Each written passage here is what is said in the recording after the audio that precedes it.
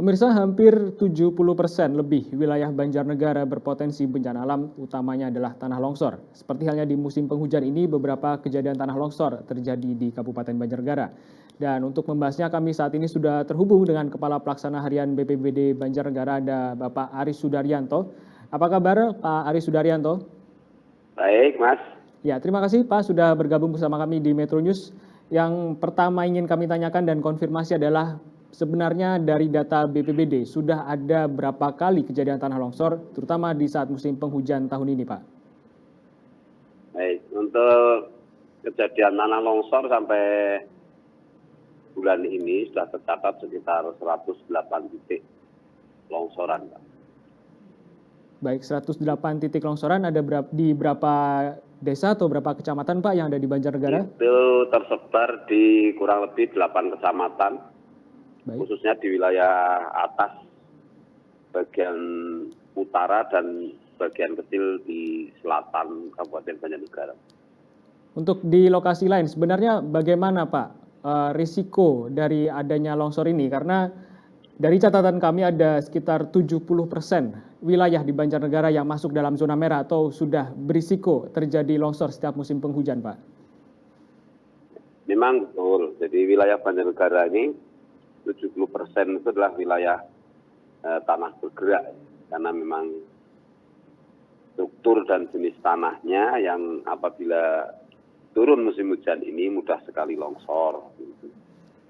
Nah, itu sudah kita lakukan antisipasi untuk sosialisasi pada masyarakat agar pada musim hujan ini mereka selalu waspada pada wilayahnya masing-masing.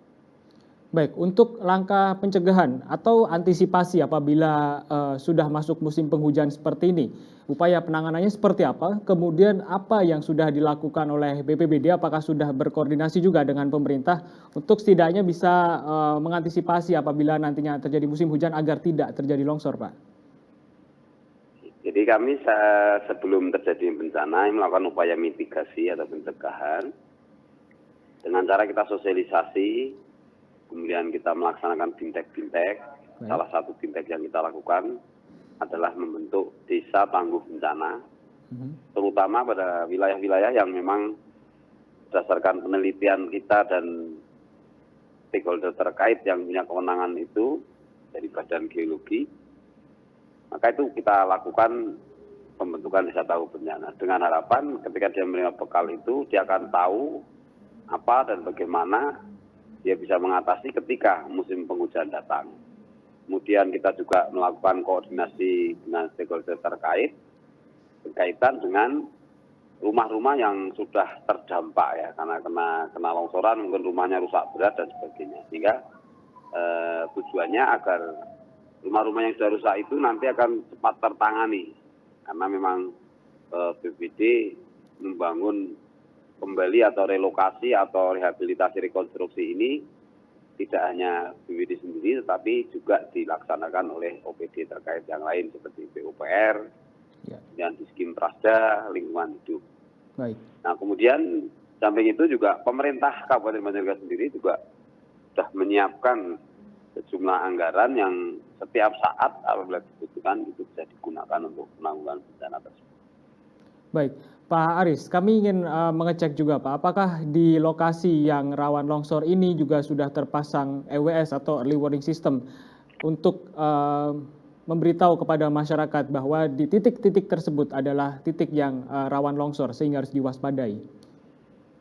Betul, Mas Angga. Jadi kami juga sebagai upaya mitigasi pencegahan ketika sudah ada tanda-tanda rekahan tanah, maka di wilayah tersebut kami pasang alat early warning system khusus untuk tanah longsor, di mana Banjarnegara sudah punya alat inovasi dari salah satu dan dikuatkan oleh tim relawan kita yang punya kualifikasi di bidang elektronik untuk mengembangkan alat early warning system ini. Dan ini sudah dipasang di beberapa tempat di Kabupaten Banjarnegara, bahkan dari luar provinsi, khususnya Jawa Barat, ini sudah beberapa kabupaten kota yang memesan ke kita dan sudah terpasang di sana. Oke, baik Pak Aris, yang terakhir, Untuk masyarakat ya ingin menanyakan misalnya di daerahnya apakah sudah termasuk dalam atau sudah masuk dalam tempat atau lokasi yang rawan longsor dan bagaimana untuk melaporkannya? Apakah sudah tersedia nomor hotline-nya Pak dan juga bisa disampaikan kepada pemirsa Metro TV Jateng dan DIY?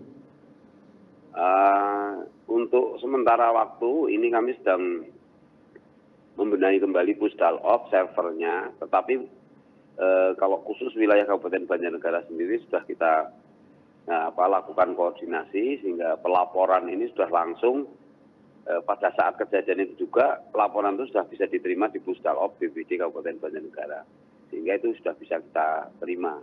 Kenapa? Karena server ini juga terhubung langsung ke BNPB sehingga seluruh kejadian di wilayah Banjarnegara ini bisa langsung terekam oleh BNPB. Oke. Sementara seperti itu, Pak. Baik, jadi untuk pelaporannya bagaimana Pak mekanismenya Pak? Apakah lewat handphone atau harus lewat email mungkin atau kemana Pak? Ya, jadi kita banyak caranya karena memang kita juga sudah ada email, ada website lainnya, termasuk WA, telepon itu kami semua terima dengan harapan agar tempat-tempat yang terjadi bencana ini dengan cepat bisa kita tangani. Seperti itu, Pak. Bisa disampaikan Pak nomor WA atau yang bisa dihubungi apabila terjadi tanah longsor di Banjarnegara?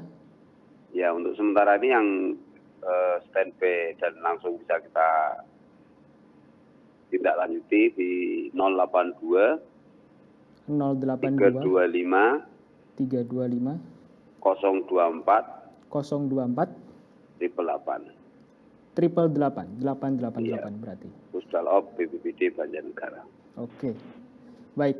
Terima kasih Pak Aris Sudaryanto atas waktunya Pak. Selamat kembali bertugas dan tetap berhati-hati.